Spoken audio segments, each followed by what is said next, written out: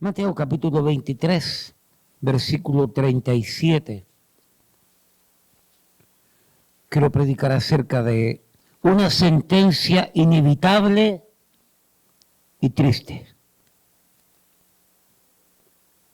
Inevitable no porque Dios no pudo, no porque de parte de Dios no pudo haberse evitado.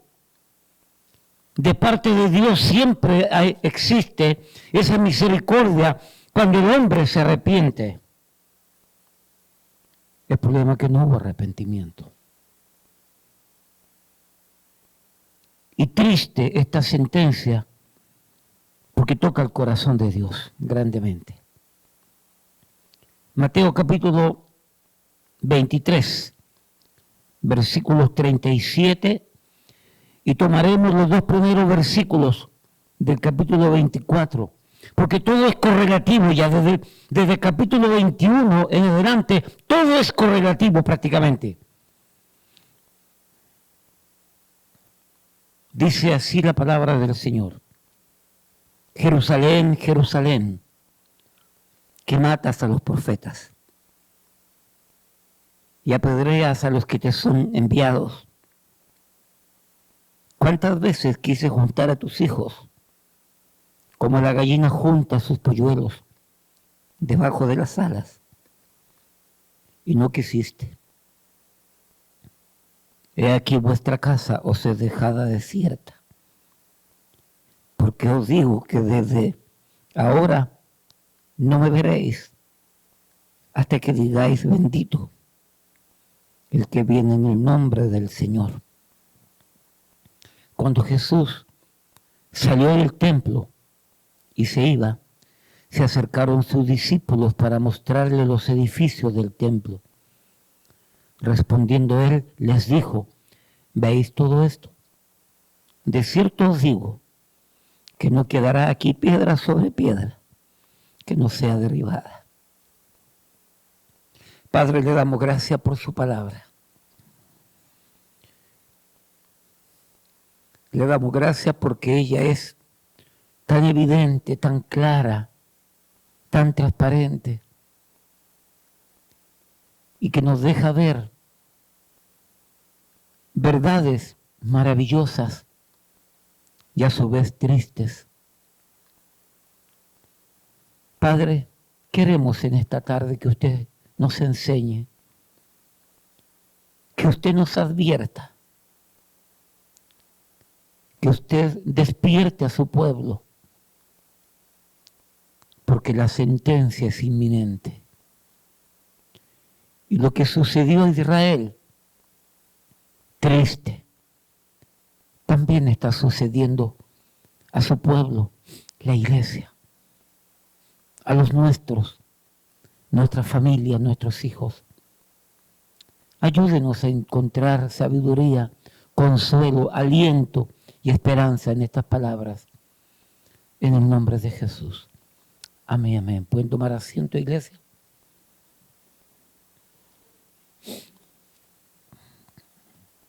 El pueblo de Israel, dicen las Escrituras, que fue sentenciado al juicio de Dios inminente, al castigo de Dios. Oiga bien, por causa de su grande pecado. Pastor, ¿qué pecado? De no querer reconocer y aceptar al Mesías. Gran pecado de incredulidad. Y en la mañana el pastor Jerry, de una manera especial, nos hablaba y nos enseñaba y nos ilustraba aquel momento en que Cristo entraba a su tierra, entraba a su ciudad, entraba a ver las gentes. Un comentarista dice que se cree que en ese año, en ese tiempo en que Cristo entró a Jerusalén, hay un comentarista que dice que se cree que no menos de 2,5 millones de personas estuvieron en esa fiesta. Dice que se ofrecieron no menos de 250,000 sacrificios en esa fiesta. Y Cristo sabía que su pueblo iba a estar allí.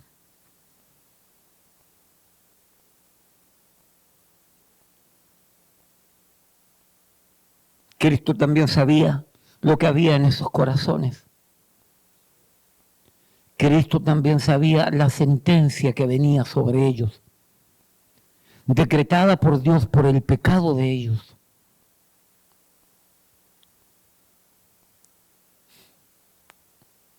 Amados, quiero que entienda esto. En el capítulo 21 hay algunos eventos que de alguna manera nos hablan, no solo de la evidente muestra que dio Cristo de su ministerio mesiánico a todo Jerusalén, sino también del evidente rechazo hacia el Mesías, del pueblo del Mesías.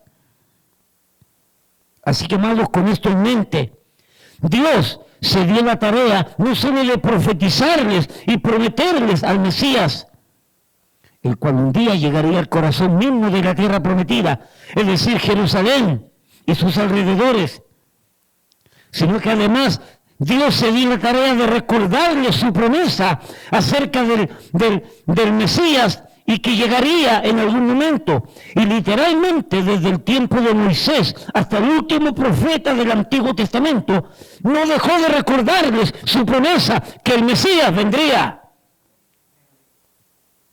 El último libro que nosotros tenemos en el Antiguo Testamento, Malaquías, dice, y vendrá uno como Elías. Y vino, que fue Juan el Bautista. Así que Dios no solamente se dio la tarea de profetizarles y enseñarles que el Mesías llegaría, sino que a través de toda la historia de Israel, desde el mismo Moisés, literalmente, se les vino enseñando acerca del Mesías, recordándoles la promesa. Y no solo, mis amados, Dios les prometió y le recordó al pueblo de Israel acerca del Mesías, sino que literalmente les envió al Mesías, el bendito que vendría en el nombre del Señor. Y el Mesías llegó. Y el rey nació. ¿Dónde está el rey de los judíos que ha nacido? Porque su estrella hemos visto en el oriente y hemos venido a adorarle. El Mesías había nacido, el Cristo.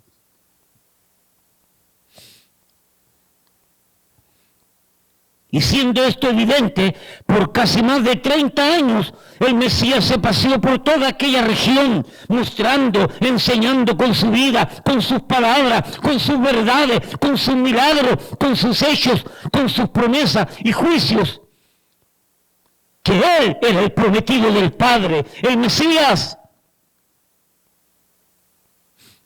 Y una semana antes de ser torturado, herido, como bien decía el pastor Jerry en la mañana, y una semana antes de ser torturado, herido, crucificado, muerto, sepultado y resucitado, Cristo de manera significativa, evidente y transparente muestra su final testimonio a Israel por medio de hechos, acciones de su perfecta obra maestra mesiánica.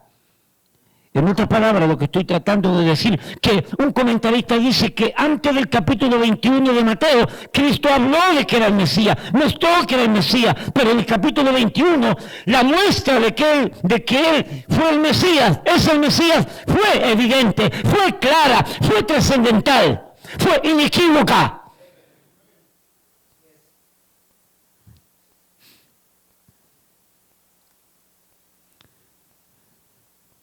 Mateo capítulo 21, de versículo 1 al 11, nos habla de la entrada triunfal. Y cita Zacarías 9:9. Y eso enseña que Él era el Mesías, porque Él mismo citó Zacarías 9:9.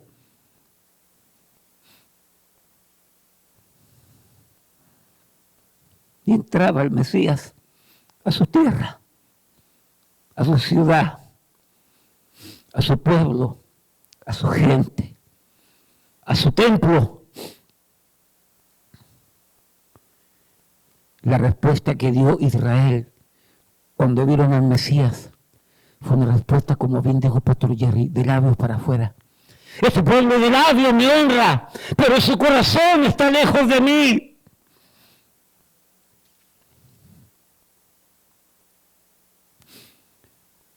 Este primer evento nos muestra la ceguera espiritual de Israel. Luego, del versículo 12,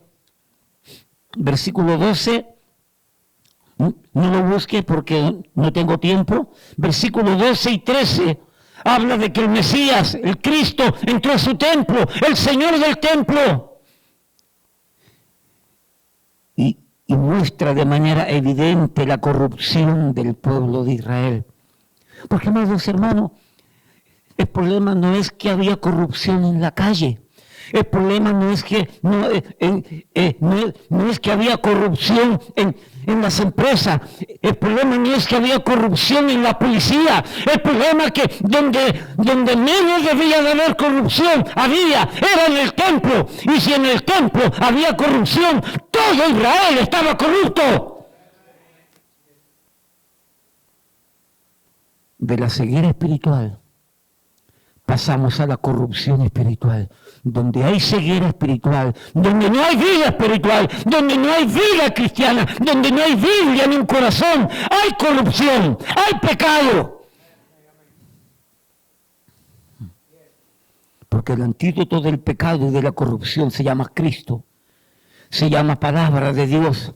¿Con qué limpiará el joven su camino? Con guardar su palabra. En mi corazón he guardado tus dichos para no pecar contra ti. Y el Mesías entró a su casa, a su tierra, con un corazón partido. Jerusalén, Jerusalén, tú que matas a los profetas. Y luego en el templo sucede algo a lo cual yo lo atribuyo también al ministerio mesiánico. Dice que estando en el templo, en medio de todo ese lío, en medio de todo ese conflicto, votando los mercaderes, votando los corruptos. Hay 3 prédicas sobre eso en el internet. Búsquelo para que aprenda el grado de corrupción que había en Israel. De la élite sacerdotal, religiosa. Pero dice que inmediatamente ocurriendo ese evento, dice que entran unos enfermos al templo. Y como que el Espíritu de Jesucristo, ese celo por su Padre, ese celo por su casa, porque Él dijo, han convertido mi casa de oración. Cristo dijo, mi casa, la han convertido en cueva de ladrones. Principio mesiánico también allí. Pero dice que entraron unos enfermos y los sanó. Eso aparece en el versículo 14. Versículo 14 al 17.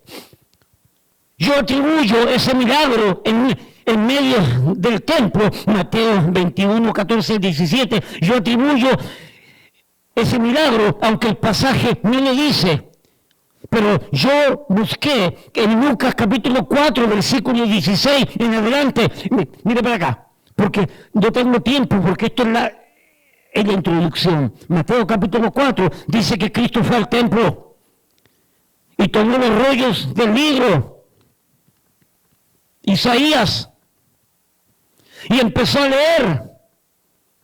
Y él, cuando terminó de leer ese Isaías, dijo, hoy se han cumplido las Escrituras, haciendo referencia a que él era el cumplimiento de la Escritura mesiánica.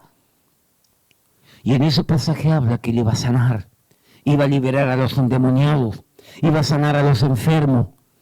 Y que lo que hizo Israel en el templo, cuando Cristo comenzó a sanar, se enojaron. Israel se enojó, rechazando el ministerio mesiánico de la sanación, de la liberación. Primero la ceguera espiritual. Segundo, la corrupción espiritual, como consecuencia de ceguera espiritual, como consecuencia de corrupción espiritual, rechazo de Cristo. Ahí rechazaron a Cristo cuando Él haciendo milagros, no lo querían, cuando debieron haberlo querido. ¿Por qué no lo querían? Porque había corrupción, porque había pecado, porque el mundo era más agradable, porque el mundo era más entretenido, porque el mundo era más simpático, porque el mundo le atraía más. ¿Y por qué les atraía el mundo? Porque eran inconversos. Porque había ceguera espiritual, porque no conocían a Dios. Sabían de Dios, pero no conocían a Dios. Y luego entonces viene, dice la Biblia, allí, Mateo 21, dice allí, dice en el versículo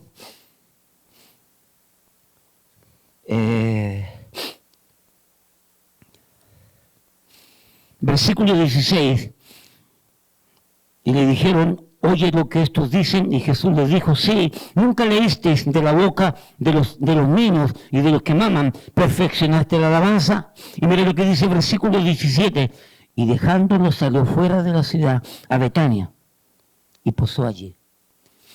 Habiendo ocurrido estos tres eventos, salió del templo y salió de la ciudad y se fue a Betania. Creo que un poquito más al norte, de acuerdo a lo que el pastor Jerry enseñaba en la mañana. Pero mire lo que dice ahora, el versículo Mateo 21, 18. Por la mañana, volviendo a la ciudad, tuvo hambre. Otro evento especial. Pastor Jerry, ¿qué estuvo pensando Cristo toda la noche? ¿En qué estuvo meditando? En la hipocresía de Israel, en el rechazo que tuvieron para con él, en la corrupción de Israel, en su muerte, en su resurrección, poniendo el gozo por delante, soportó muerte y muerte de cruz. Y dice que se encontró con una higuera donde la vio llena de hojas, pero sin fruto. Y la maldijo. Los expertos dicen que esa mención, esa alusión a la higuera, como dicen otros escritos, que la higuera representaba y representa a Israel. Y cuando maldijo a la higuera, le dio la sentencia final. Ceguera espiritual, corrupción espiritual, rechazo espiritual, sentencia espiritual. No le quedó otra al Señor, sino que llevar adelante su inminente sentencia de juicio, de acabar con todo eso. Y luego entonces viene el capítulo 22, varias cositas más que en algún momento voy a hacer todo esto porque me ha parecido fascinante todo lo que aprendí. Y entramos entonces al capítulo 23, donde desde el mismo capítulo 1 en adelante comienza a dar evidencia como un buen abogado de la maldad y el pecado de Israel, de la hipocresía de Israel, de la manipulación del pueblo de Israel, para con Dios, para con las Escrituras, para con el Cristo, para con el Mesías. Y cuando termina toda esta declaración de pecados horrendos y horribles del pueblo, termina entonces con esta sentencia. Mateo capítulo 23, versículo 37. Jerusalén, Jerusalén, que matas a los profetas y apedreas a los que te son enviados. Primero, la paciencia del Mesías Rey. Este pasaje nos habla de 4 verdades. Estos pequeños versículos. Primero, la paciencia del Mesías Rey. Un comentarista dice que cuando Cristo dijo Jerusalén, Jerusalén, fue una expresión cargada con una emoción indescriptible. Hermano, este hombre, Jesucristo el Mesías, amó a su pueblo, ama a su pueblo y le dolía la sentencia que iba a declarar. Jerusalén, Jerusalén. Oh, hermano, un dolor grande en el Mesías, no tanto porque tenía que morir, sino porque le iba a acontecer, sino por aquello que le iba a acontecer a su pueblo,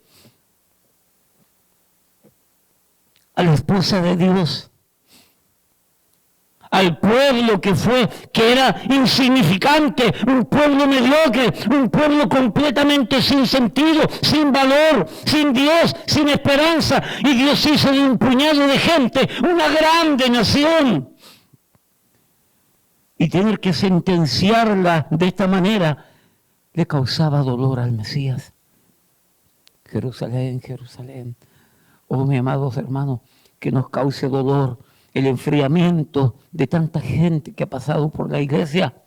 Que nos cause dolor el enfriamiento que tiene nuestra familia acerca de Cristo, que nos cause dolor el enfriamiento de tanta gente que venían a todos los servicios y eran fieles y salían a tocar puertas y salían a predicar, y ahora solamente de vez en cuando tienen tiempo, vienen a la iglesia el domingo en la mañana. ¿Y dónde están? Hermano, es porque hay enceguecimiento espiritual, es porque hay corrupción espiritual, es porque han cambiado las cosas eternas de Dios, de su palabra, por un plato de lentejas.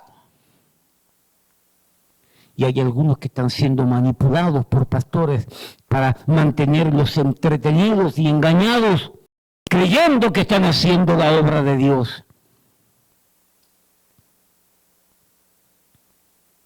Jerusalén, Jerusalén. Una declaración triste, agónica de nuestro Mesías, de nuestro Señor. Jerusalén, Jerusalén, que matas a los profetas y apedreas a los que te son enviados. Hermano, cuando Cristo está declarando estas verdades, estas palabras, todos los que estaban escuchando eran hijos de este pueblo, eran hijos de estos asesinos, eran hijos de estos que apedreaban a los profetas. Y como hizo el Padre, hicieron los hijos. Y aún en estas palabras de aseveraciones, de aseveración, de verdades reales, el amor de Dios se dejaba ver de manera grande, de manera exuberante, dejándose ver el amor de Dios a través de Cristo para con su pueblo, lamentándose de la sentencia que venía sobre ellos. Oh, de qué manera Dios tiene que mostrarnos el amor para darnos cuenta cuánto nos ama. Cuánta paciencia de parte de Dios. No solamente para los presentes de aquel tiempo, era evidente estas verdades que Cristo les estaba diciendo. Ustedes son parte de estos asesinos. Nosotros sabemos porque hemos leído el Antiguo Testamento y conocemos, espero que haya leído el Antiguo Testamento, y conocemos lo que dicen los profetas, cómo apedreaban a los profetas y cómo aceptaban a los falsos profetas, a los asalariados, a los que entretienen a la gente en las iglesias nada más, con bocadillos de pan, en vez de darles comida sólida, abundante, que los mueva, que los mantenga alertas, que los mantenga vigilantes, que los mantenga expectantes, porque lo que está sucediendo en el mundo no hay casualidad, es un plan de todo esto que está ocurriendo, y todo está en las manos de Dios.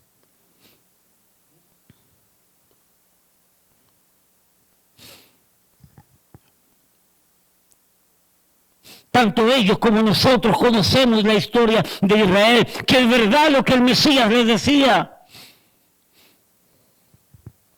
Hoy Cristo, en aquel tiempo, entraba a Jerusalén Y como dijo Pastor Jerry, 4, 5, 6 días estaría muriendo. Era la semana final de Cristo. La última semana de Cristo en la tierra, con su pueblo. La última oportunidad de poder contemplar, apreciar al Mesías. La última oportunidad que tenían de poder escuchar, de poder entender, de poder atender las palabras del Mesías. La última oportunidad que tenían para arrepentirse.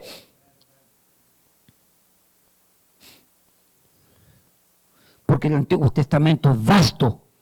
Son vastos los pasajes donde dice, yo tengo una sentencia, pero si se arrepienten de su pecado, yo voy a arrepentirme de la sentencia. ¿No fue así con Jonás y Nínive? Por poner un ejemplo de los tantos. Y aquí tenemos la paciencia del rey. Un día como hoy, en ese tiempo, Cristo entraba y llora sobre la ciudad. Aquí, en el 23:37, Cristo se lamenta sobre la ciudad por su inevitable desenlace.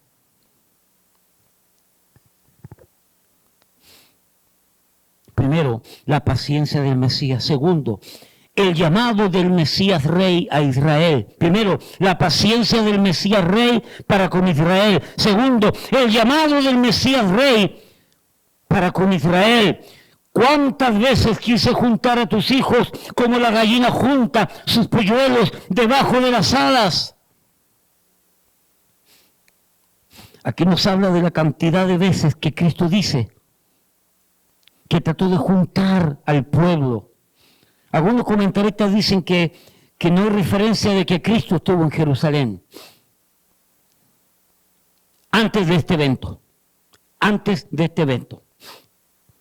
Pero los que sostienen que Cristo hizo 2 purificaciones del templo, entonces se supone que Cristo estuvo en Jerusalén primero al inicio de su ministerio y ahora al final de su ministerio. No voy a entrar en polémica.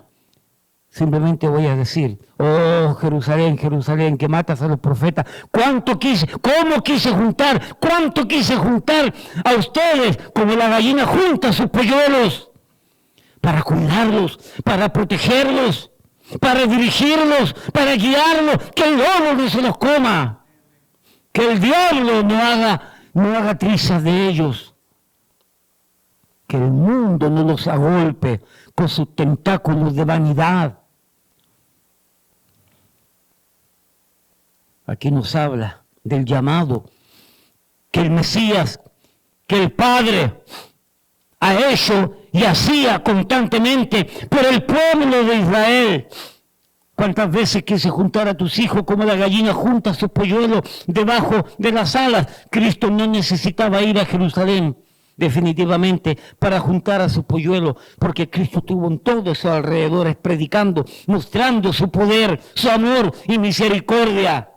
Era evidente, era evidente el trabajo de Cristo en toda esta tierra. Por amor a Israel. Aquí las palabras de Cristo una vez más reflejan no solo que la base de dicha paciencia es el amor, sino además la base del llamado constante, incesante, continuo, incontable, innegable, incuestionable e inentendible de Dios para con nosotros, los viles pecadores. Es constante, Dios llama, no se cansa, Él llama.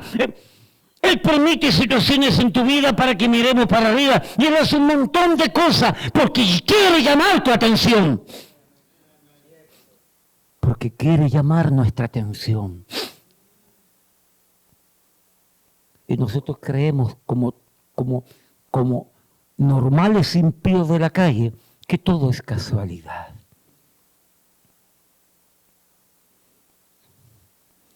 Y en esta segunda parte se hace evidente lo que Cristo dice, lo que el Mesías dice, de cuántas maneras, de cuántas formas, cuántas veces llamaba a Israel, buscaba a Israel.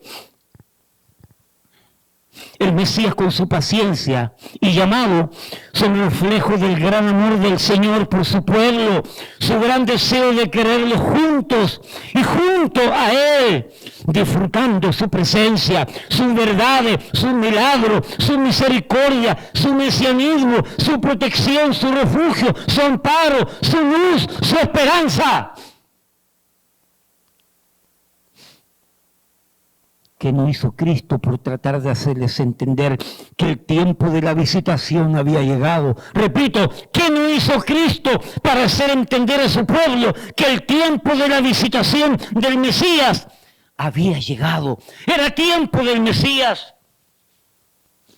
El pueblo no podía seguir entreteniéndose en cosas pasajeras, terrenales, triviales, efímeras. Cristo había llegado, el Mesías había llegado. Ya había que hacer algo.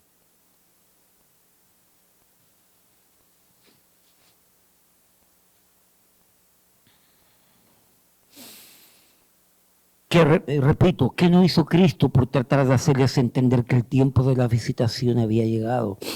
Que el reino de los cielos había acercado, como él lo dijo en una oportunidad, que el Elías prometido, Juan el Bautista, ya había llegado, había aparecido. Sí, mis amados, el mismo Juan Bautista, que había venido como Elías, no Elías, sino como Elías, lo había revelado ante sus propios ojos. Juan capítulo 1, versículos 29 y 31 dice, el siguiente día vio Juan a Jesús, que venía a él, y dijo, he aquí el Cordero de Dios que quita el pecado del mundo. Este es aquel de quien yo dije, después de mí vino un varón, el cual es antes de mí, porque era primero que yo, y yo no lo conocía, mas para que fuese manifestado a Israel. Por esto vine yo bautizando con agua, mas para que fuese manifestado a Israel.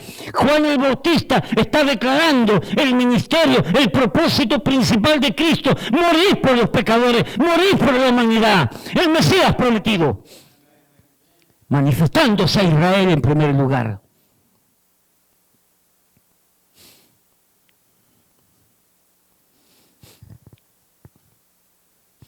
Siempre Dios quiso, siempre Dios llamó a Israel. Dios no dejó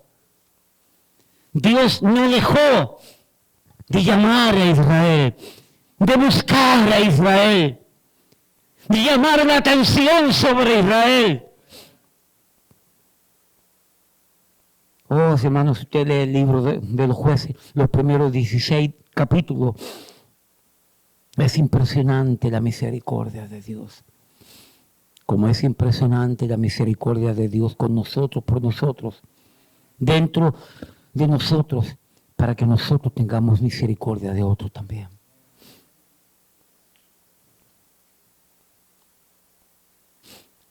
Primero, la paciencia de Dios, de Cristo el Mesías para con Israel. Segundo, el llamado. ¿Cuántas veces quise juntarlos como la gallina junta a sus polluelos?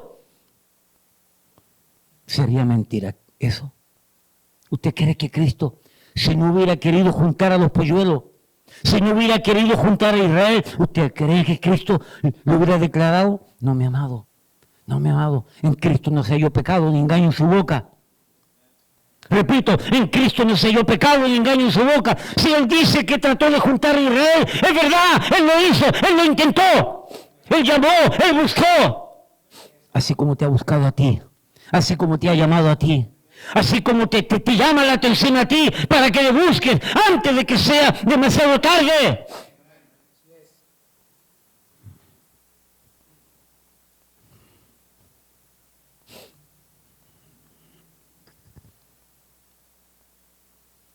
Primero, la paciencia de Dios. Segundo, el llamado constante de Dios para con Israel. Pero a pesar de tanta evidencia de búsqueda y de llamado de Dios para su pueblo Israel, a pesar de todo, aquí se manifiesta el pecado del rechazo del pueblo para con el Mesías. Mire lo que dice, y no quisiste. Mateo 23, la última frase del versículo 37. Y no quisisteis. Una sentencia arrolladora, una sentencia abrumadora, una sentencia que no se puede tapar, que de la misma manera que no se puede tapar el sol con un dedo, esta sentencia que Cristo hace al pueblo tampoco se puede tapar. Jerusalén, Jerusalén, que matas a los profetas, que apedreas a los que te son enviados. ¿Cuántas veces quise juntarte? ¿Cuántas veces quise juntar a ustedes como las gallinas juntan los polluelos para cuidarlos, para protegerlos del lobo, para protegerlos de las aves de rapiña, para protegerlos de los animales rapaces, para protegerlos de tanta cosa mala? Pero el Señor dice, pero no quisisteis. No quisisteis. No quisisteis. Tremenda verdad. No es que soy un teólogo para darnos cuenta de lo que está diciendo aquí. No es que ir a estudiar al seminario para darnos cuenta de dónde recae la responsabilidad del juicio inminente. No hay duda de poder entender por qué Dios mandó el juicio. No hay duda a quién Dios está haciendo responsable. Así como nosotros también somos responsables de lo mismo que nos pasa, de lo mismo que nos sucede. Si dejamos que la corrupción llegue, si dejamos que el enfriamiento espiritual comience,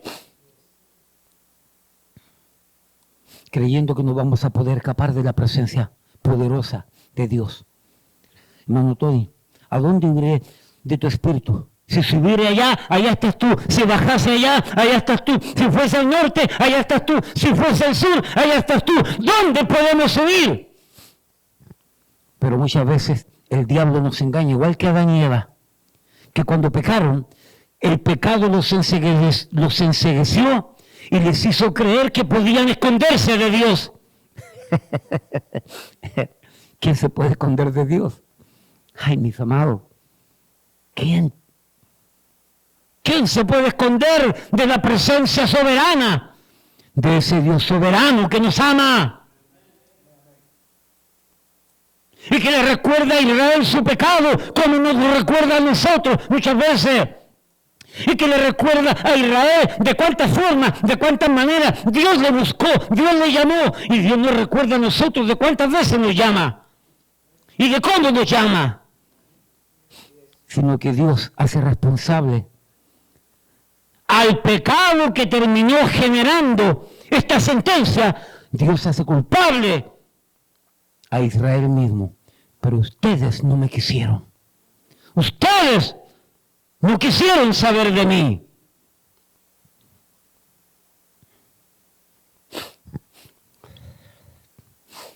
El pecado del rechazo del pueblo del Mesías, Rey, y no quisiste.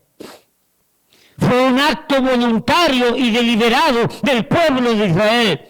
Yo quise, dice el Señor, pero tú no quisiste. Yo te busqué, dice el Señor, pero tú no me buscaste. Yo te llamé, dice el Señor, pero tú no respondiste. Isaías 5, versículo 4 dice, ¿qué más se podía hacer a mi viña que yo no haya hecho en ella? Voy a repetir, Dios dice, tocante a Israel, 700 años antes de que Cristo apareciera, ¿qué más se podía hacer a mi viña que yo no haya hecho con ella? Hermano, esas son palabras que duelen. Esas son palabras que uno tiene que pensar, ¿qué más Dios tiene que hacer para llamar nuestra atención? ¿No nos damos cuenta que estamos en el final de los finales? ¿No nos damos cuenta que esta guerra que está ocurriendo en Rusia con Ucrania no tiene nada de casualidad? ¿No nos damos cuenta que todo este virus y toda esta pandemia y todas estas cosas que ha generado todo este sistema de la bestia tiene un propósito? En preparar el camino para el anticristo ¿Y qué más puede hacer Dios para llamar la atención de este mundo impío, de este mundo sin Cristo, sin fe, sin Dios y sin esperanza? ¿Cuántas cosas más Dios tiene que permitir para que despierten? Pero el problema es que no me preocupa, o no es que no me preocupe, es que no me extraña que el mundo que vive sin Cristo, sin fe, sin Dios y sin esperanza, no me preocupa que no respondan. Me preocupa la ceguera espiritual de la iglesia. La condición espiritual de la iglesia. La apostasía es grande. Cuando vuelva de vacaciones, voy a predicar dos series que... Tengo 3 series, pero ya he preparado 2. El pecado de la comparación. Y el otro se llama... ya la tengo hecha esa ya. La estoy calentando nada más, para que venga calientita. Y el otro es de quién depende mi relación con la iglesia. ¿De qué y de quién depende mi relación con la iglesia? Pero hay otra serie que ya la tengo anotada para cuando termine esta de estudiar otra, apostasía. Y vamos a enseñar que la apostasía que se habla cuando el anticristo viene, no comienza inmediatamente antes de que Cristo viene. La apostasía viene arrastrándose desde que Cristo estuvo en la tierra. Israel apostató de su Dios. Israel apostató de su Mesías. Apostatar significa apartarse de Dios, apartarse de la fe. Y vuelvo a repetir, a mí no me extraña que el mundo no responda. A mí me extraña la apostasía que está ocurriendo dentro de las iglesias. Donde van a ver un show, porque el show tiene que continuar. Donde le predican cosas lindas a las iglesias, donde todo el mundo tiene que estar contento para que den buena ofrenda. Porque el propósito no es las almas, no es la persona, no es ayudar al matrimonio, no es ayudar a la familia, no es ayudar a los jóvenes. El propósito es el dinero, el cochino dinero. Y por eso hacen mercancía de los feligreses que llegan buscando algo. Y muchos se acostumbran al plato liviano, a las lentejas que le ofrecen, en vez de preocuparse por lo eterno. La apostasía es grande, hermano.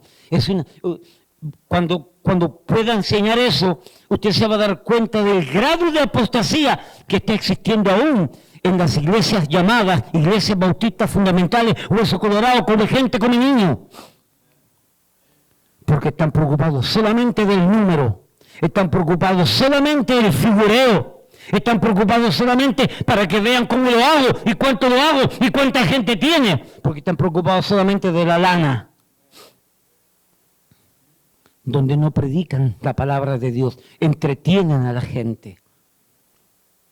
Un hermano que se fue a estudiar a una de esas iglesias que salió de aquí, hijo mío espiritual, me dijo: pastor, allá en la iglesia, y no voy a mencionar por respeto, allá en la iglesia nunca se ha predicado un tema de lo que usted ha predicado en la iglesia. Todo es lindo, todo pura salvación y puro cielo. Todo lindo. Y la iglesia se llena. Y la iglesia se llena. Por eso que se llena, pues, hermano.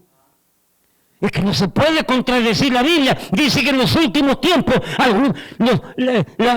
la humanidad, los seres humanos tendrán comezón de oír, pero no conforme a ciencia, no conforme a Dios, no conforme al verdadero conocimiento, sino que los entretengan. Y hay pastores que con su argucia, con sus maños y con sus formas engañan a la gente, manipulan a las gentes y creen que eso es iglesia. Y se creen grandes hombres de Dios porque tienen iglesias de 1.000, 2.000, 3.000, 5.000, 30.000, creyendo que el número hace al hombre de Dios. No, señores, dígame lo que usted predica y dígame cómo usted actúa en la vida normal, que yo le voy a decir el tipo de hombre de Dios que usted es. Porque Dios nos manda a predicar todo el consejo de Dios. Y aquí tenemos Israel que no quiso. ¿Por qué no quiso? Por su ceguera espiritual. ¿Por qué no quiso? Por su corrupción espiritual, moral. Repito, yo quise, dice el Señor, pero tú no quisiste. Yo te busqué, dice el Señor, pero tú no me buscaste. Yo te llamé, dice el Señor, pero tú no respondiste, no contestaste. Esto implica que el lamento de Cristo, bajo ningún punto de vista, fue o era un lamento de impotencia por no poder salvarlos, sino un lamento de tristeza, porque Él queriendo salvarlos, ellos no quisieron ser salvos. No es cuestión de que Dios los desaprobó, no es cuestión de que Dios les cerró la puerta de la gracia, es que ellos les cerraron la puerta a la gracia. No hay evidencia en la Biblia que dice que Dios reprueba o desaprueba a unos para el infierno y otros para el cielo. No hay evidencia bíblica. La responsabilidad no recae en Dios, recae en el hombre. Esa mentira diabólica donde hace acomodar a la gente. Bueno, Dios no quiere que yo sea salvo. Dios me desaprobó. Soy un reprobado. ¿Y qué puedo hacer? Como Leoncio, León y Tristón. ¡Ay, Leoncio! Dios no quiere que yo sea salvo. ¡Ay, Leoncio! Dios me desaprobó. ¿Y qué puedo yo hacer? Y se quedan como Tristón, creyendo esa burda mentira teológica. Y que esa mentira teológica definitivamente corrompe otros aspectos del carácter y del atributo santo de Dios. Por eso que es inconsistente bíblicamente hablando. He allí frente a ellos el Mesías, el prometido, como dice Ageo 2:7, el deseado de todas las naciones estaba entre ellos, pero no quisieron, No es que no pudieron, no es que no entendieron, es que no quisieron. Israel, no quisiste. Israel, no lo deseasteis. Israel, no te interesasteis por Cristo, por el Mesías. Demuestra un botón. Mateo capítulo 2. Cuando Jesús nació en Belén de Judea, en día del Rey Herodes, vinieron del oriente a Jerusalén unos magos, diciendo, ¿dónde está el Rey de los judíos que ha nacido? Porque su estrella hemos visto en el oriente, y venimos a adorarle. Oyendo esto, el Rey Herodes se turbó, y toda Jerusalén con él, y convocados por Herodes, todos los principales sacerdotes, y los escribas del pueblo, y los religiosos, y los que conocían la Biblia, Herodes los convocó y les preguntó, díganme, ¿dónde había de nacer el Cristo? Y mire cómo ellos le respondieron. Ellos le dijeron, en Belén de Judea, porque así está escrito por el profeta. Y tú, Belén de la tierra de Judea, no eres la más pequeña entre los príncipes de Judá, porque de ti saldrá un guiador que apacentará a mi pueblo Israel, el Mesías. Los religiosos sabían dónde había de nacer Cristo y no se dieron la tarea de ir a buscarlo, porque no les interesaba, porque no quisieron. Esa es la realidad. Ellos no quisieron, porque ahí está en las Escrituras que dice que ellos conocían todas las profecías y dieron la respuesta exacta. Era simplemente que tenían que ir a Belén a darse cuenta que el Mesías había nacido y que estaba allí. Pastor, pero si no lo encontraron, pero ¿cómo los magos lo encontraron? ¿Cómo los sabios del oriente pudieron encontrarlo? ¿Y por qué no lo iban a encontrar ellos? ¿Sabe por qué no lo encontraron? Porque no lo buscaron, porque no lo quisieron, porque no lo desearon, porque no quisieron.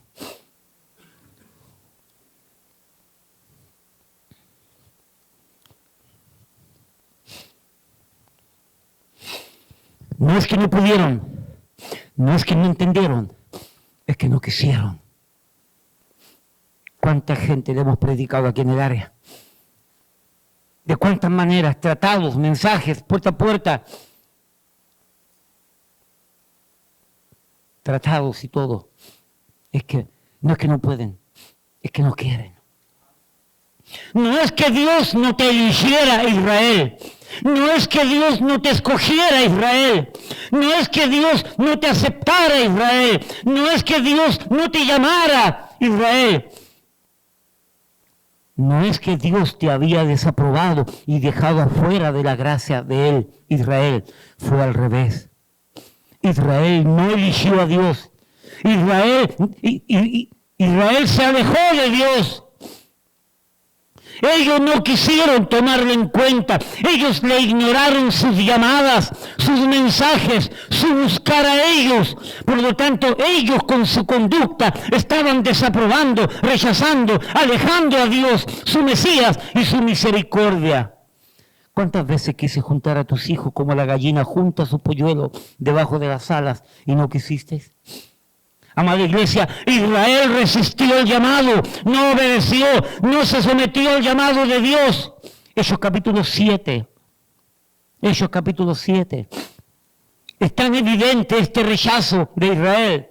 Es tan evidente la resistencia que Israel tuvo para con su Dios cuando Dios lo llamaba, cuando Dios lo buscaba. Es tan evidente el rechazo que el primer mártir de la era cristiana, Esteban, en esa tremenda prédica, en esa tremenda prédica histórica que hizo de Israel, al final, casi al final, les declara esta sentencia, esta realidad que provocó que terminaran matándole.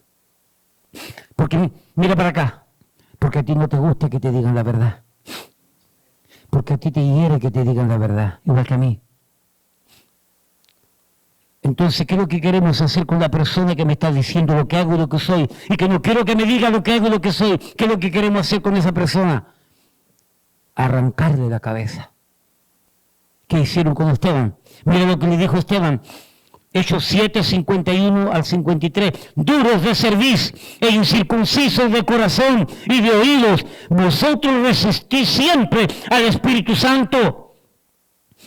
El Espíritu llama, Dios llama, y ellos resisten, y ellos no quieren, y yo no voy, y yo no quiero, y no me interesa, déjeme tranquilo, déjeme solo, no voy a la iglesia, no me interesa leer la Biblia, que el pastor se vaya de aquí, que no me molesten.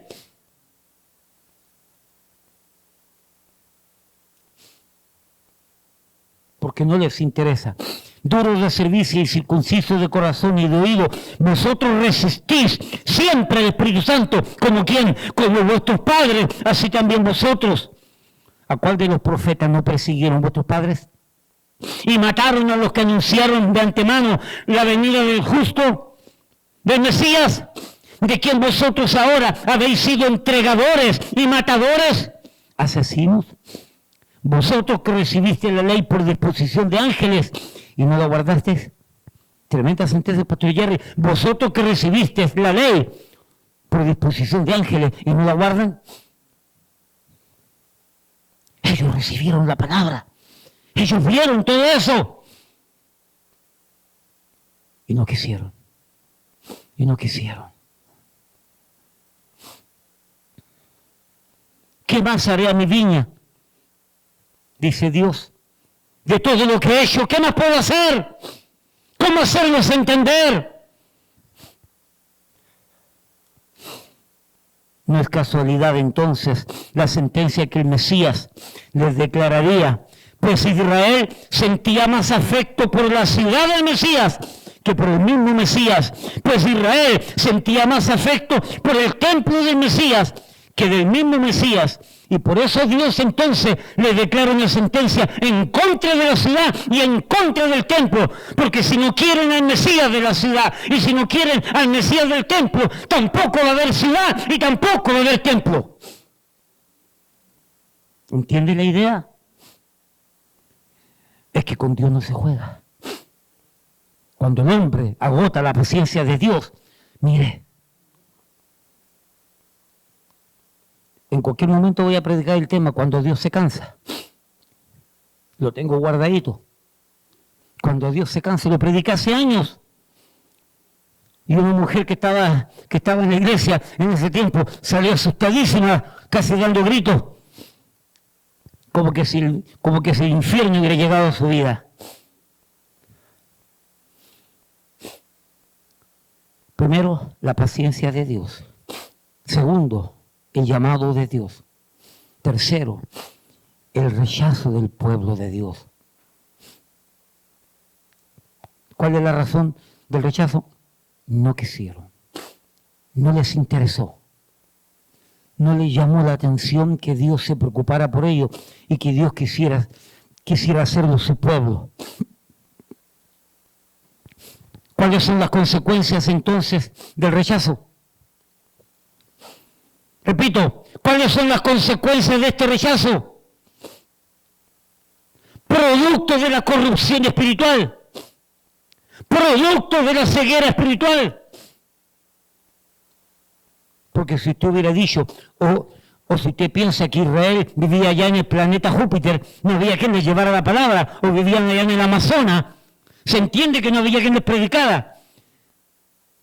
Pero el Señor les dice, ustedes mataron a los profetas que mi Padre les envió para predicarles la palabra, porque ustedes no la quisieron. La consecuencia, y aquí vuestra casa es dejada desierta. Algunos comentaristas dicen que se refiere a la ciudad, otros comentaristas dicen que se refiere al templo. Yo digo que se refiere a la ciudad y el templo. Punto. ¿Para qué buscar la quinta pata al gato? Porque al final la ciudad y el templo fueron destruidos completamente. He aquí vuestra casa os he dejado desierta. Amados, al mirar el contexto inmediato, hemos de entender que la casa ya estaba quedando vacía desde el momento en que Cristo hace esta sentencia. Por causa de los hechos ya acontecidos desde Mateo 21, no reconocido en Jerusalén, corrupción del templo, no reconocido por la sanidad que efectuó. Definitivamente la sentencia de la higuera tenía que venir. Mire por un momento ahí, Mateo 24. Esta sentencia fue dicha poquito antes de Jesucristo salir del templo. La que acabamos de leer, Jerusalén, Jerusalén, aquí Jerusalén que mata a los profetas y apedreas a los que te son enviados. ¿Cuántas veces quise juntar a tus hijos como la gallina junta sus polluelos debajo de las alas si no quisiste? He aquí vuestra casa os dejada desierta. Mateo 23, del 37 al 38. Pero entienda algo, mire lo que dice el 24. Cuando Jesús salió del templo y se iba, mire para acá. Esta fue la última vez que Cristo estaba en el templo y salió. No entró nunca más de ahí. Desde el momento en que Cristo está en el templo, están sucediendo todos estos eventos impropios, incorrectos, de rechazo, de desaprobación de Cristo, de alejamiento, de enfriamiento espiritual, de no querer conocer a Dios, de no querer aceptar el llamado de Dios. Desde ese momento, Mateo 21, todo eso está sucediendo. Luego vienen al templo y siguen sucediendo todos estos eventos. Cristo sale del templo y el templo comienza a quedar vacío desde entonces. Desde ese tiempo, el templo comenzó a quedar vacío. Porque donde no está Dios, todo está vacío. Donde no está Cristo, todo está vacío.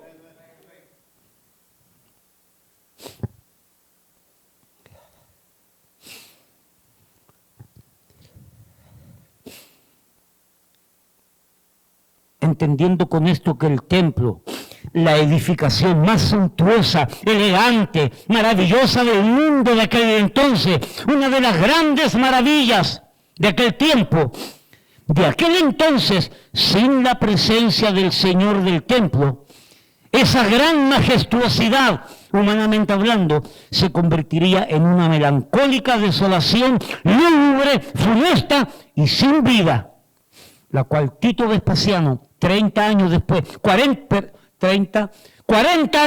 casi 40 años después, el general Tito Vespasiano, romano, le daría al templo y a la ciudad la estocada final, destruyendo completamente Israel, Jerusalén y el templo.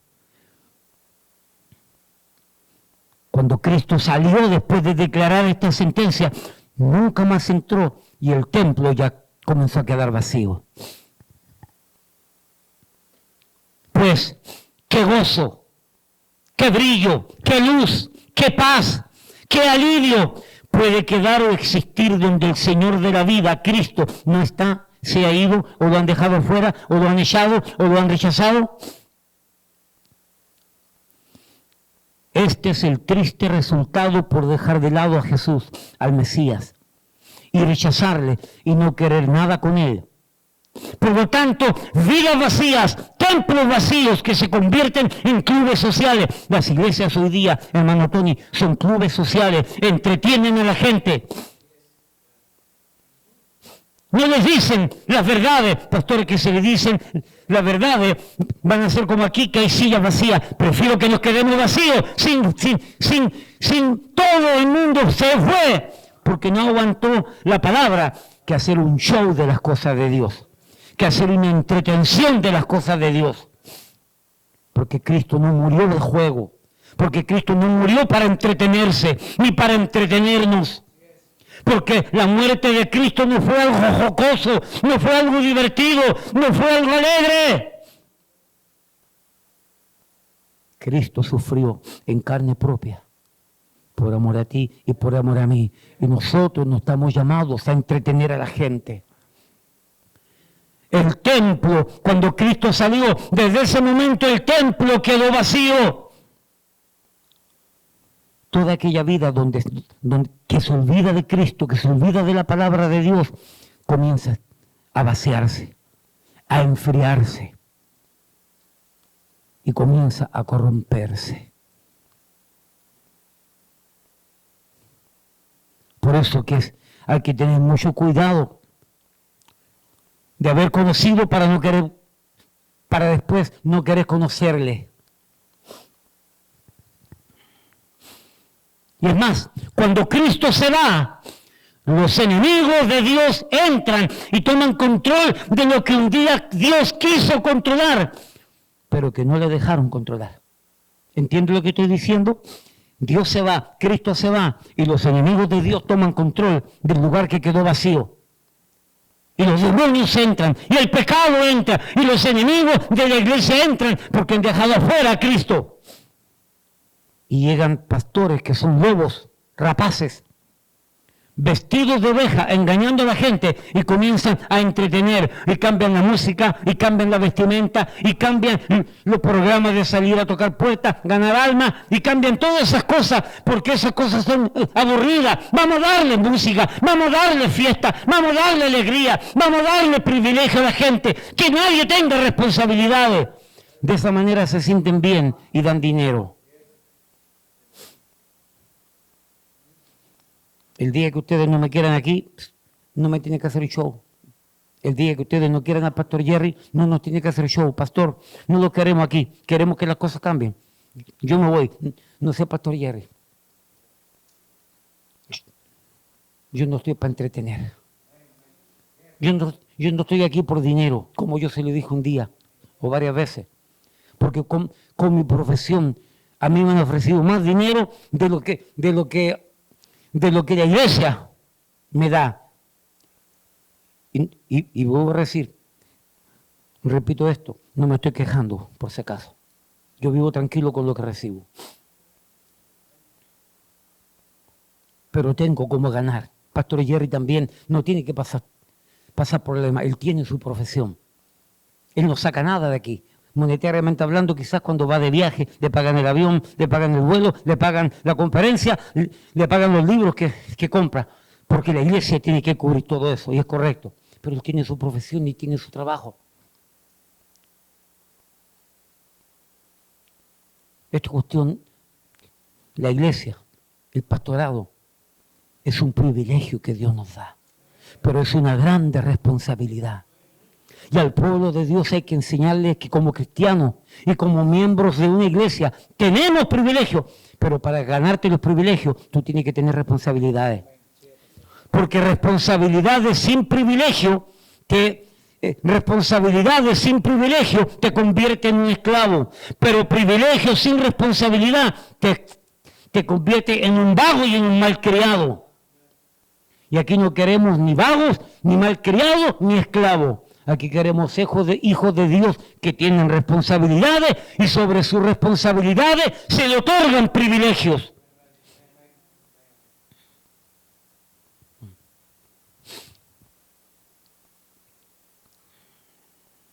Hermano, yo no prediqué en la mañana, ¿cierto? Se lo recuerdo por si acaso.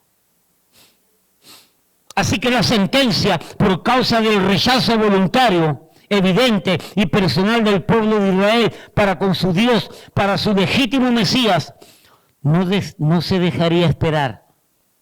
Repito, 40 años después de lo que estamos leyendo, el general romano acabó con tutti mundi y tutti edificio. ¡Todo! ¿Sabe por qué? Porque ya no era necesario que existiera la ciudad de Dios y el templo de Dios, porque los habitantes del pueblo, porque los habitantes de la ciudad de Dios y del templo de Dios, los judíos, le dijeron que no a Dios. Y Dios dijo, ¿no me quieren? Aténgase a las consecuencias.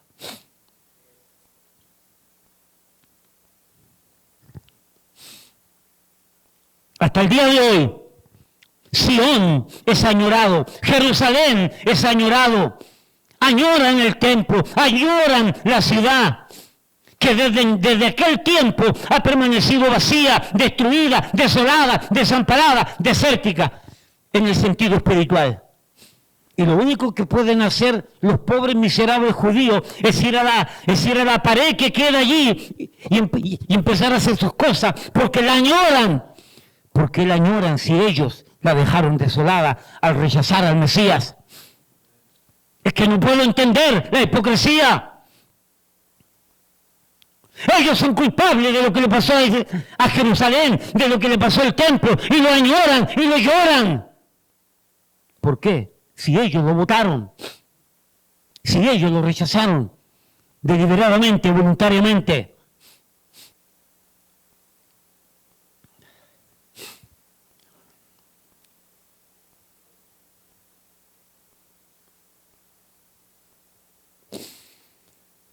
Hermanos, la verdad de las cosas es que esto es así. Busque por un momento Mateo capítulo 13, que no quiero pasar de decir esto.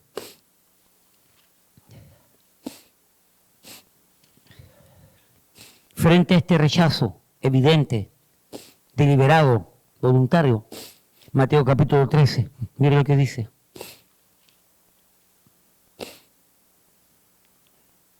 Versículo 10.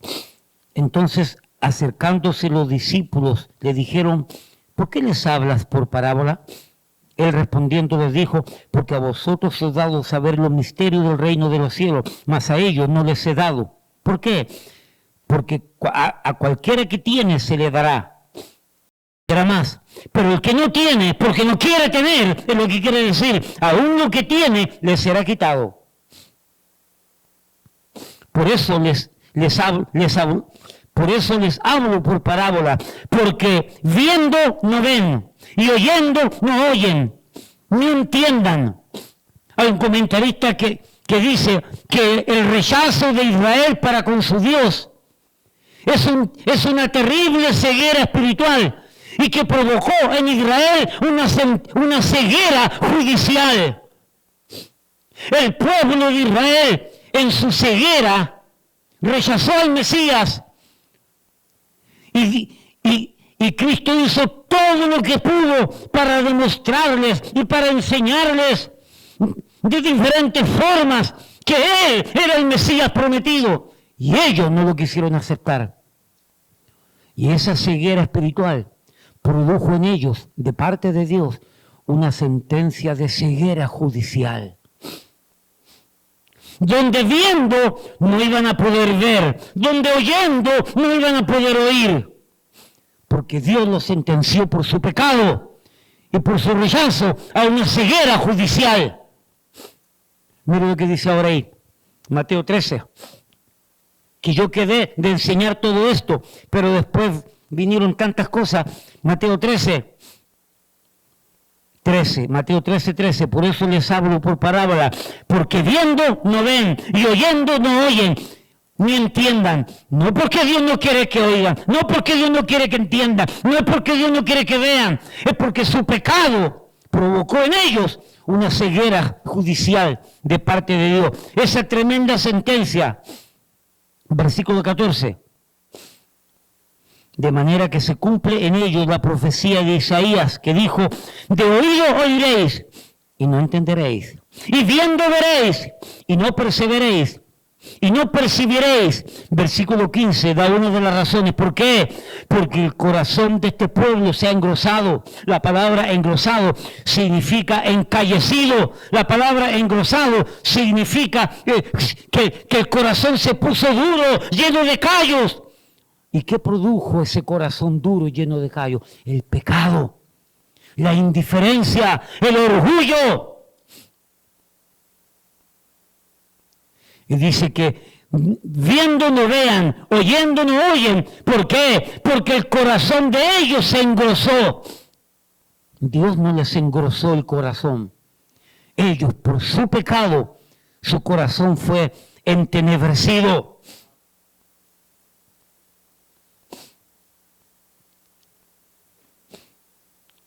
Porque el corazón de este pueblo se ha engrosado y con los oídos oyen pesadamente.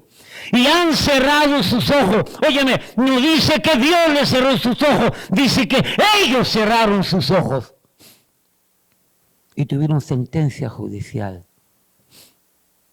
Por eso dice, si no me equivoco, Romanos capítulo 1, versículo casi al final, dice: por esto Dios los entregó. Porque ellos no quisieron tomar en cuenta a Dios, porque ellos no quisieron ser agradecidos a Dios, porque ellos no quisieron seguir a Dios. Dios los entregó a su propio pecado, a su propio fin.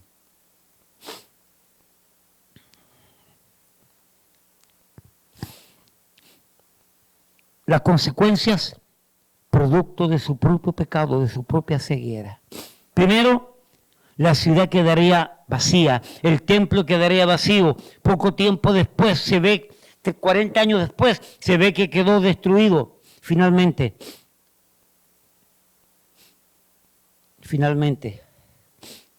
la última frase.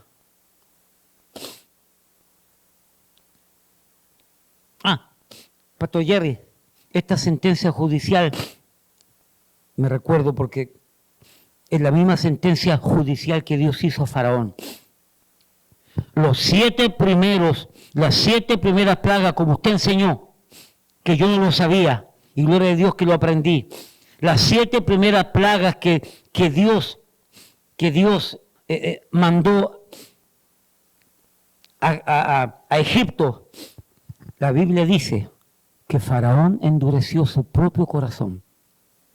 Y Dios fue mandando plagas para que el corazón se ablandara. Y en vez de ablandarse, el corazón de Faraón más se engrosaba, más se encallecía, más se endurecía.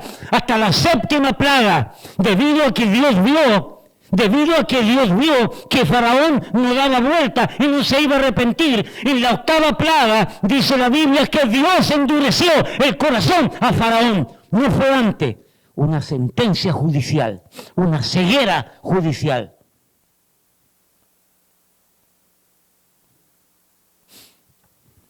Dios no se equivoca en su palabra cuando nos enseña todas estas verdades.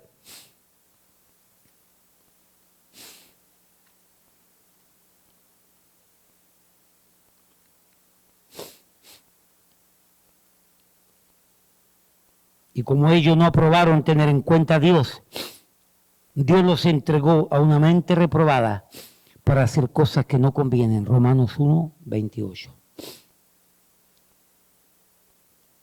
He aquí vuestra casa os es dejada desierta. Versículo 39, finalmente. Porque os digo que desde ahora no me veréis.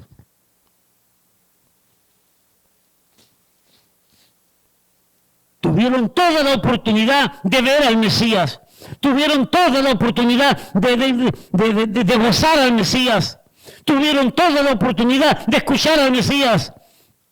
Tuvieron todas las oportunidades de disfrutar a su Mesías.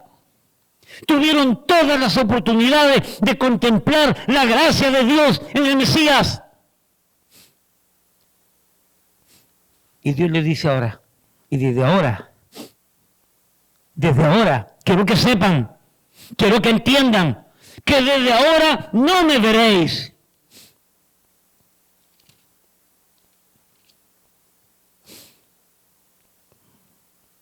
Versículo 39, porque os digo que desde ahora no me veréis.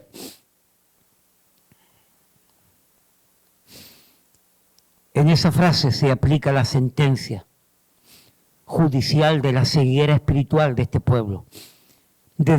Os digo que desde ahora no me veréis. Dios mandó al Mesías a desaparecer. A los 4 o 5 días fue torturado, fue crucificado, al tercer día fue sepultado, fue sepultado y al tercer día fue resucitado. Pastor, pero dice la Biblia que tuvo 40 días en la tierra, pero ellos no le vieron. Solamente le vieron sus discípulos, solamente le vieron sus seguidores, nadie más. 1 Corintios 15 dice como 500 personas que pudieron ver al Mesías resucitado, pero ninguno de los que lo rechazaron lo pudo ver, porque la ceguera espiritual, la sentencia judicial de Dios se hizo clara y evidente en ellos. Os digo que desde ahora no me veréis hasta... Busque Zacarías para ir terminando. Porque os digo que desde ahora, Zacarías capítulo 9, os digo que desde ahora no me veréis hasta que digáis bendito el que viene en el nombre del Señor. Esto no se refiere al evento que había ocurrido ahí en Mateo 21. Esto se refiere a que una vez Cristo sentado a la diestra del Padre, iba a pasar un periodo de 2000 años que no está registrado en el Antiguo Testamento. Entre la semana 69 y la semana número 70, que está por llegar, que está por venir, hay un periodo de 2000 años. Es el periodo de la gracia, es el periodo de la iglesia, es el periodo tuyo, es el periodo mío, que tenemos la oportunidad de predicar, de entender, de creer, de comprender, de ser amigos de Dios, de vivir con Cristo, con fe, con Dios y con esperanza. Esa es la oportunidad nuestra, porque Israel la tuvo y la rechazó.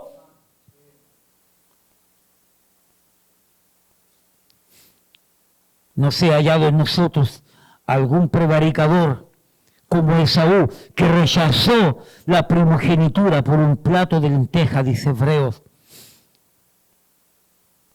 No se entretenga con los placeres de este mundo, no se entretenga con los ofrecimientos baratos de este mundo, terrenales. Aprenda a gozarse y entretenerse en la palabra de Dios, en la oración para con nuestro Padre, en el congregarse los hermanos juntos, en armonía, en el hecho de salir y predicar y testificar y decir que Cristo viene.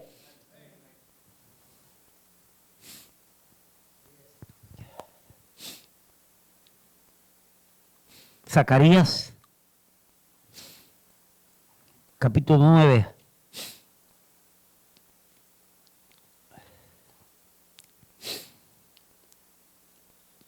Y Cristo cumplió la sentencia, no solamente para con la ciudad de Israel, no solamente para con el templo de Israel, sino también, de manera especial, cumplió su sentencia para con la vista y los ojos de Israel, que nunca más le vieron, que nunca más lo disfrutaron, que nunca más lo contemplaron. Zacarías 9. Alégrate mucho, hija de Sión. Da voces de júbilo, hija de Jerusalén. He aquí tu rey vendrá a ti justo y salvador, humilde, cabalgando sobre un asno, sobre un pollino, hijo de asna. Esto se cumplió en Mateo 21. Pero desde este pasaje que acabo de leer en adelante, Dios escribe lo que va a suceder con el pueblo de Israel en el futuro.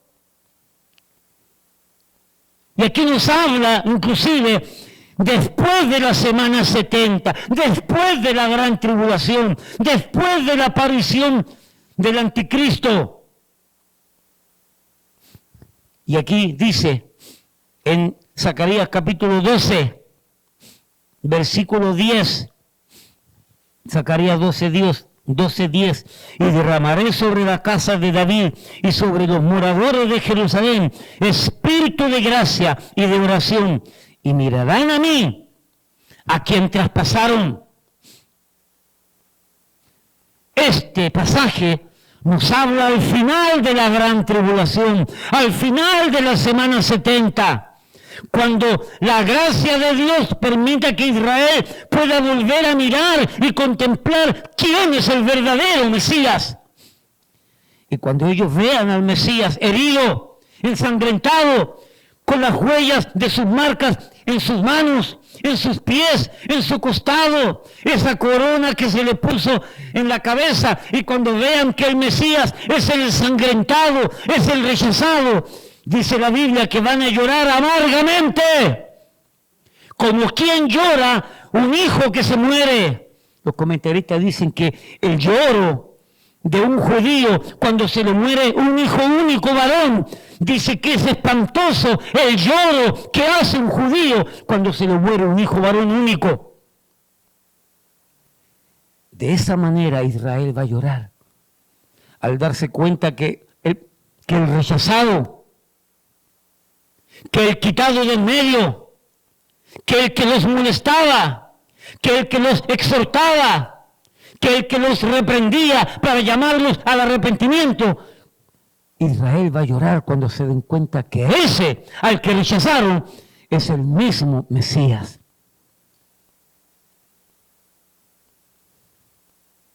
Lágrimas de sangre van a llorar esas gentes, porque ellos van a pensar y van a decir, cuánto problema hemos pasado, cuánta dificultad hemos pasado, si nosotros hubiéramos hecho caso a lo que Cristo nos dijo cuando Él vino. Y van a llorar en arrepentimiento, porque se van a dar cuenta que todas las vicisitudes, que todos los problemas y todas las luchas que ha tenido Israel fue por culpa del rechazo del Mesías. Nada de las tristes y amargas experiencias que el pueblo, o muchas de las amargas y tristes experiencias que Israel ha tenido desde entonces, definitivamente es por culpa del rechazo. Porque viven el pecado de la prevaricación, según aprendimos en Daniel capítulo 9, viven en un pecado de prevaricación. Pastor, ¿qué significa eso? Que están en un pecado evidente, ellos están pecando sabiendo que están pecando.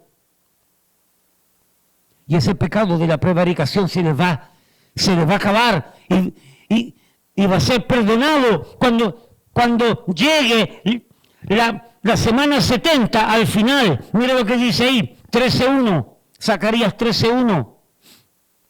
En aquel tiempo habrá un manantial abierto para la casa de David y para los habitantes de Jerusalén, para la purificación del pecado y de la inmundicia. Un manantial abierto, óigame, mire para acá, escúchame. Ese manantial abierto fue abierto 2000 años atrás. Cristo es el manantial abierto. Cristo es la esperanza de gloria. Cristo es ese manantial que da vida eterna y transforma vida. Y usted lo recibió y usted lo aceptó y vive en su vida. Ese es el manantial. Pero por 2000 años ese manantial ha estado cerrado para el pueblo judío. No estoy diciendo que judíos no se han convertido, sí se han convertido, pero como pueblo, como nación, como hemos escuchado al pastor Jerry en la enseñanza de Romanos, como hemos escuchado, como pueblo está la sentencia todavía. Individualmente hay judíos que se han convertido y gloria sea el nombre del Señor por eso. Pero en aquel tiempo ese manantial abierto que es Cristo, cuando ellos se den cuenta que ese rechazado, que ese torturado, que ese sacrificado, que ese asesinado, crucificado, es el verdadero Cordero de Dios que quita el pecado del mundo y el manantial para la purificación y el perdón de los pecados para Israel estará abierto. Por eso que Israel no ha sabido más del Mesías, porque lo tuvieron y lo rechazaron. qué agónica experiencia la de Cristo. No solamente su muerte, sino que sabiendo que Él es el que dice ser, y teniendo a todo Israel al frente, donde hipócritamente le alabaron, hipócritamente le reconocieron como el que venía en nombre de Dios. Y luego, a los 5 días, la misma gente que lo levantaba y lo adoraba como el Mesías, esa misma gente lo mandó a la muerte y lo crucificó. No me extraña que los judíos hayan hecho eso. No me extraña que los inconversos hagan eso. ¿Tú qué vas a hacer con este Cristo? Jerusalén, Jerusalén, tú que matas a los profetas y apedreas a los que te son enviados. ¿Cómo quise juntar? ¿Cuántas veces quise juntar al pueblo como la gallina junta a los polluelos? Pero no quisiste, pero no quisiste, pero no quisiste.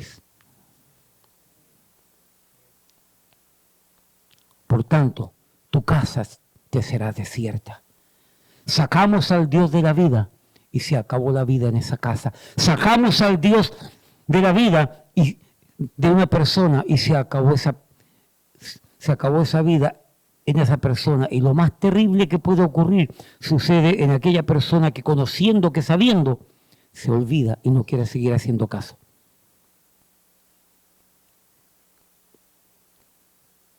Y no me veréis hasta cuando venga el final. Hermano, Cristo viene. El Señor viene. Yo lo espero todos los días. Yo no sé tú, yo lo espero todos los días. Yo quiero que Él venga ya. Este asunto no da para más, pero Dios sabe cuándo va a llegar. Y mientras tanto, yo lo espero. Y mientras tanto yo me gozo, hermano, en el compañerismo de la fe de la iglesia. Esta es la verdadera familia. Este es el verdadero pueblo. Y disfruto esa lectura bíblica. Y disfrutamos todos esos tiempos que pasamos juntos hasta cuando Cristo venga. Amén.